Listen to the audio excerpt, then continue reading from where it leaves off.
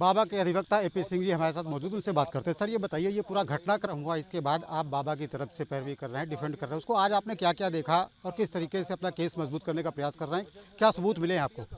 आज जो ये घटना के जिसके संबंध में आया हूँ वो बहुत दुखद घटना थी। 2 जुलाई की ऐसी घटना इतिहास में कभी नहीं हुई और प्रार्थना करता हूँ प्रभु परमात्मा से कभी ऐसी दिखाए भी ना। मैं बचपन में पढ़ा करता था, हानि लाभ जीवन मरण, यश अपयश विधिहात। मुझे विश्वास नहीं होता था कि ऐसा कैसे हो सकता है। हानि चलो व्यापार में हो गई, लाभ जीवन में, लेकिन एक साथ इतने लोगों का मरण, आए भक्ति के लिए, आए शक्ति पाने, बन गए शब्द। ऐसी विकराल स्थिति देख के मैं खुद अचंभित हो गया, सुन के अचंभित हो गया जो हुआ। मतलब आप लोग वीडियो दिखा नहीं पा रहे थे, ब्लर करके दिखानी पड़ रही थी, इतने लाशों के ढेर लग गए थे। या आप लोगों के जीवन में शायद पहला ऐसा हुआ कि बिना किसी एक्सीडेंट के, कोई एक्सीडेंट नहीं था, कोई बड़ा हादसा नहीं था कि प्लेन क्रैश हो गया है, चलो इतने लोग होंगे ही होंगे, अब तो कोई आशा नहीं बचने की। लेकिन इसके साथ ये जो घटना हुई है बहुत दुखद है, लेकिन एंटी सोशल एलिमेंट्स इस घटना में शामिल रहे हैं।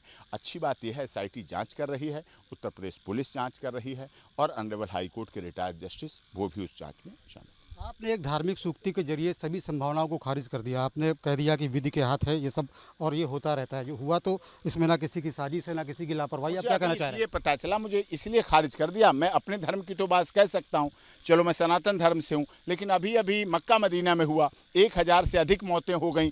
तो वहाँ मैं, एक मौलवी साहब हैं हमारे क्लाइंट, मैंने कहा ये क्या हो गया?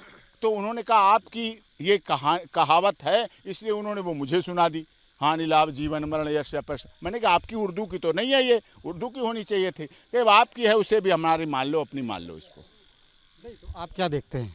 क्या लगता है कि साजिश की आशंका है या ये हादसा है या वाकई में प्लान्ड है? षड्यंत्र है, पूरी तरह से साजिश और षड्यंत्र है। और उस साजिश षड्यंत्र को पर्दाफाश एसआईटी करेगी, जांच एजेंसियां करेंगी और जांच में हो जाएगा। क्या इधर आखिरी सवाल का जवाब ये दे दीजिए कि बाबा जी से किस तरीके से आपका संपर्क हुआ? क्या उनसे बात हुई?